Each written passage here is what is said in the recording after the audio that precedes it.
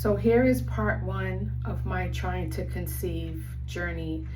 I mentioned to you guys that I would start today. Today is my anniversary, so what better way to celebrate than to talk about, becoming a mom, which is something I've always wanted, but didn't know if it would ever happen when I became an adult, well, older. With my first child,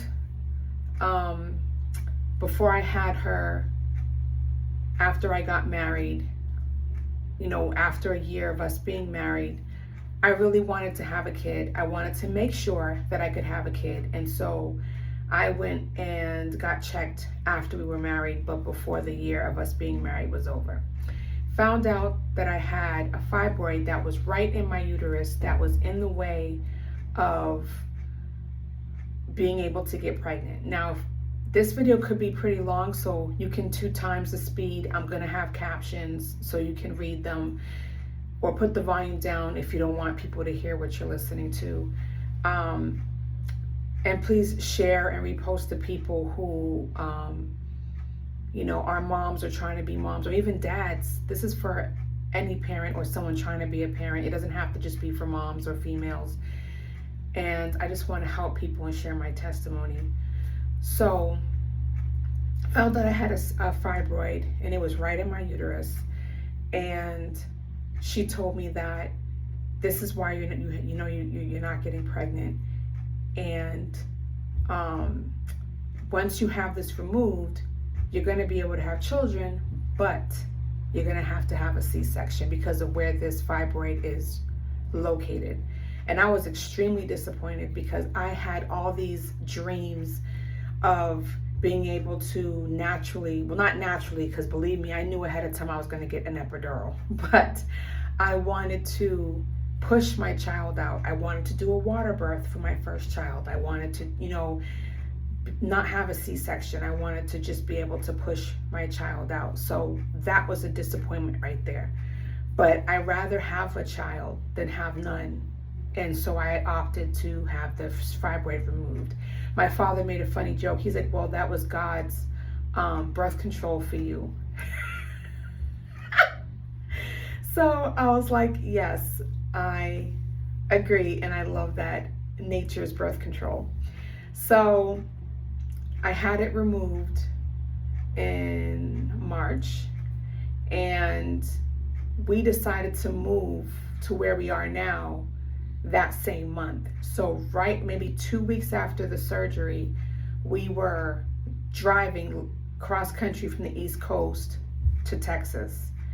And I couldn't drive because I was on medication, so my husband had to do all the driving, so he made sure to, take a lot of stops and rest.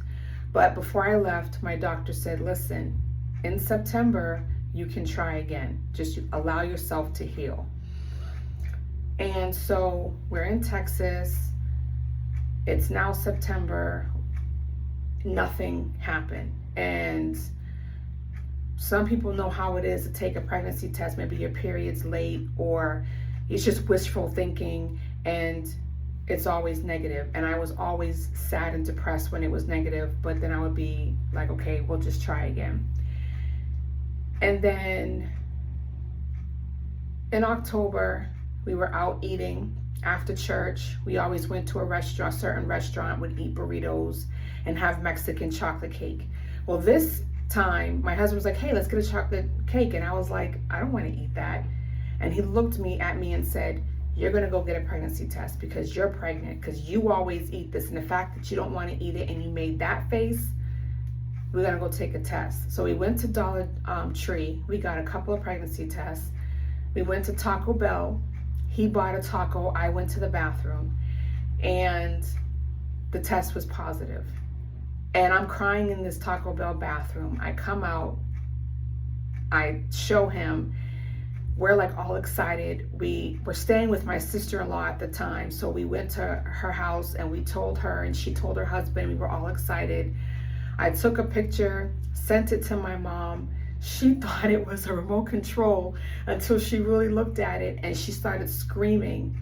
And then her husband thought something was wrong, so she told him, and everybody was happy. But not everybody in my family knew. We kept it, close. And I knew from other people's experiences, for me, it would be better to wait until I was like at least 12 weeks before I told anyone else. So I was in school at the time and online, and I went to the East Coast for just to visit, and I saw my dad and my yaya, who I'm named after. And she just looked at me and was like, "Are you pregnant?" And I was like, "How did you know?" I was like, maybe, 6, 7 weeks. I wasn't even showing. And then I said, well, it was like Father's Day when we were there. So I gave my father his card telling him he was going to be a grandfather. He was excited. And we go back home. Pregnancy goes on. Everything is fine. I found the most fantastic doctor, GYN OB, that I could find. I gave her my x-rays and stuff like that, my x-rays, ultrasound of when I had my fibroid, because they had me bring my medical stuff with me.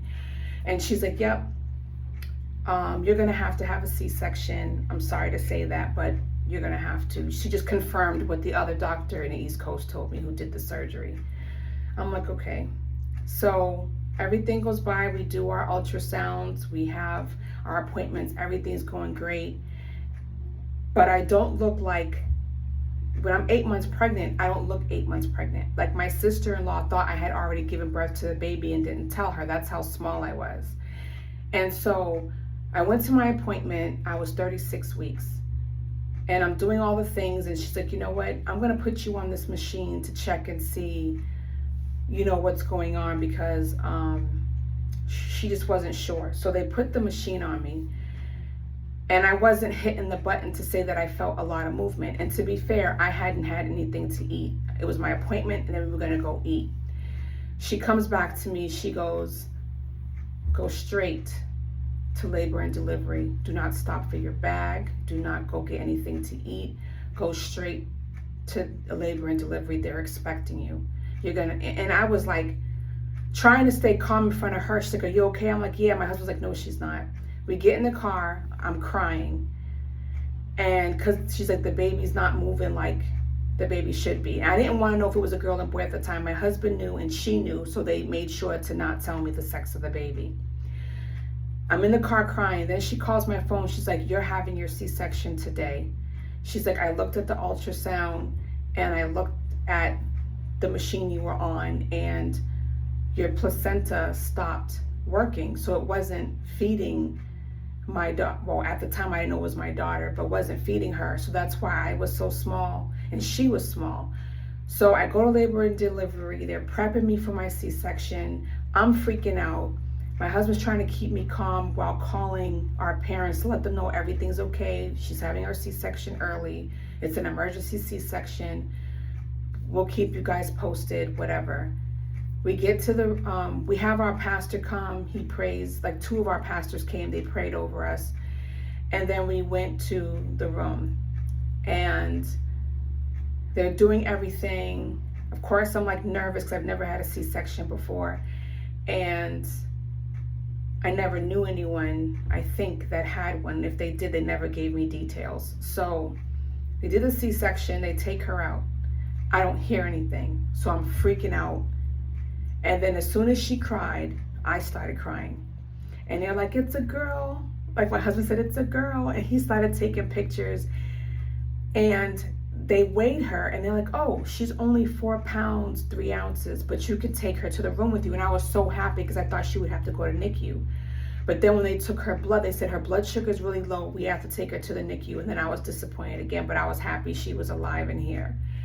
And I told my husband, I'm fine. You go with our daughter. You do not leave her side.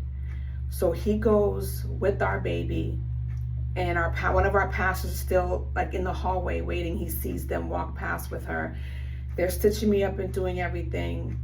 They take me to where she is, and I literally have skin to skin. I'm like so happy. I'm crying. My husband's taking pictures. He was doing photography at the time. He's now retired from that. And it was the best day of my life.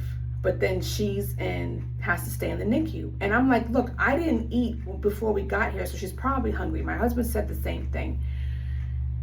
She ended up in the NICU for 3 weeks.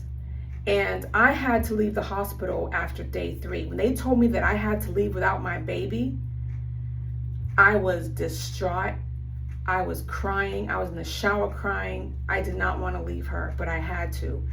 When I went home, I got up every 3 hours to pump, and then I would call the NICU to check on her, like what her blood sugar was, because I just wanted her to come home.